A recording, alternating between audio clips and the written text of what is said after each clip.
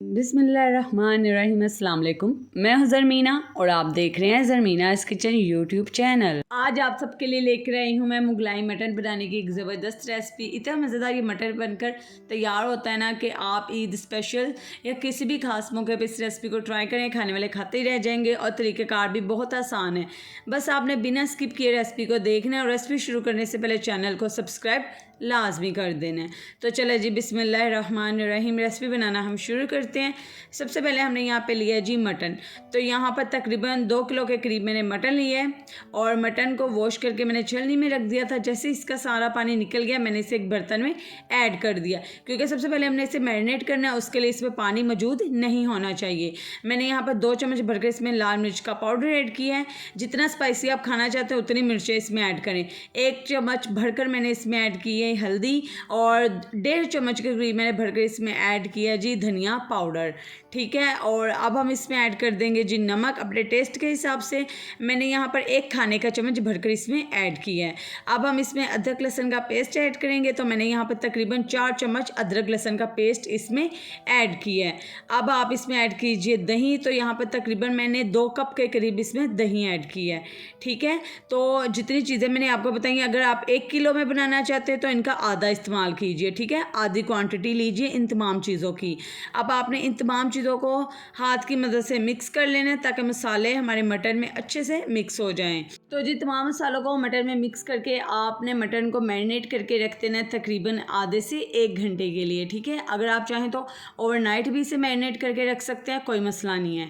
अब यहाँ पर हमने लिए हैं जी, यहाँ पर 25 से 30 बादाम हैं, छिलके मैंने उतार दिए थे। आप बादाम की जगह काजू भी ले सकते हैं। और 8 से 10 मैंने लिए लौंग, 7 से 8 मैंने लिए सब छोटी इलायची और एक छोटा टुकड़ा मैंने यहाँ पे लिया है जायफल, ये देख सकते हैं आप। और 2 छोटे टुकड़े मैंने लिए हैं जावित्री के। ये ही सिर्फ मसाले हमें साबुत चाहिए और इनके साथ चाहिए हमें बादाम। अब आपने एक मिक्सी लेनी है और इसमें इन तमाम चीज़ों को ऐड कर देना है और साथ ही आपने इसमें बादाम भी ऐड कर देने हैं। ठीक है, और अब हम इसमें 2 चम्मच भरकर पानी ऐड करेंगे। एक गाढ़ा सा पेस्ट बनाकर हम तैयार कर लेंगे। ठीक है, पानी आपने कम ऐड करना है। तो ये देखिए बिल्कुल इस तरीके से कुछ इसका पेस्ट बनकर तैयार हो जाएगा। तो चलें जी, अब हम इसे साइड पे रख लेते हैं और अगला स्टेप देखते हैं। अब आपने कढ़ाई में यहाँ पर 1 कप के करीब घी ऐड करना है। ठीक है, और घी को आपने यहाँ पर गर्म कर लेना है। जैसे ही घी गर्म हो जाएगा, अब आपने इसमें ऐड कर देना है प्याज। तो यहाँ पर 2 बड़े साइज़ के प्याज मैंने इसमें ऐड किए हैं बारीक काट कर। प्याज को आपने यहाँ पे गोल्डन कलर आने तक फ्राई करना है। बहुत ज़्यादा डार्क कलर आपने यहाँ पर नहीं करना प्याज का, बस लाइट सा इसका गोल्डन कलर आ जाए तब तक आपने इसको फ्राई करना है। अब आपने इसमें मैरिनेट किया हुआ मटन ऐड कर देना है और जो मसाला थोड़ा सा दही की मैरिनेशन बर्तन में होगी वो भी आपने थोड़ा सा पानी डाल के मिक्स करके अच्छे से बर्तन में ऐड कर देना है। अब आपने घी में मटन को फ्राई करना है तकरीबन यहाँ पर 5 मिनट के लिए, ताकि अच्छी सी एक खुशबू आना शुरू हो जाए मसालों की। और साथ ही अब हम इसमें ऐड कर देंगे टमाटर का पेस्ट। तो यहाँ पर 5 से 6 बड़े साइज़ के टमाटर को मैंने जूसर में डालकर ब्लेंड कर लिया था और इसमें मैंने ऐड कर दिया है। अब आपने टमाटर को अच्छे से मिक्स करना है। ठीक है, और अब आपने क्या करना है, इसे कवर करके तकरीबन 5 मिनट के लिए पकाना है ताकि टमाटर का पानी ज़रा ड्राई हो जाए।